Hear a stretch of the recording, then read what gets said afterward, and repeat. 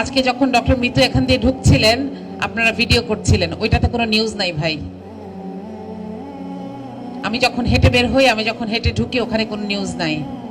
Number 1 is monetisation. টাকার জন্য আমরা নিজের প্রাইভেসি বিক্রি করে দিয়েছি, নিজের পরিবারের প্রাইভেসিকে বিক্রি করে দিয়েছি। এখন যখন বেচার আর কিছু ঘরের মধ্যে নাই, তখন মানুষকে বিক্রি করি।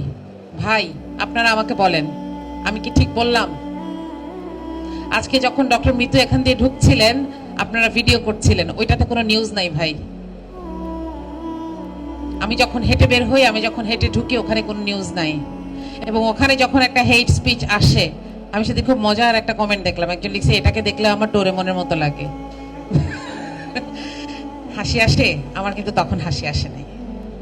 এবং এই কথাগুলো আবার আপনাদের ভাল লাগে, কারণ যত এই ধরনের কথা আসবে ভিউ বাড়বে।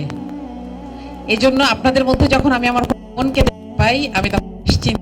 আমি এখানে আজকে 3জন মেয়েকে দেখলাম, আমার ভাল লাগে যে অন্তত আমাদের কথা তো আপনাদের বিশ্বাস হবে না বা গায়ে লাগবে না, অন্তত আপারা আপনাদেরকে হয়তো কিছু বলতে পারবেন।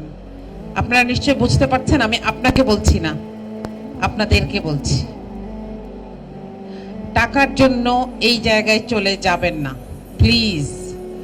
এমনকি কপিরাইটে যেন না পড়তে হয়, যেন আপনারা স্পিড বাড়ায় কমায় ভিডিওগুলোকে রিপ্রোডিউস করেন। আমার স্কার্ফের কালার বদলে দিচ্ছেন, আমার ভয়েস বদলে দিচ্ছেন। আমিটা কে?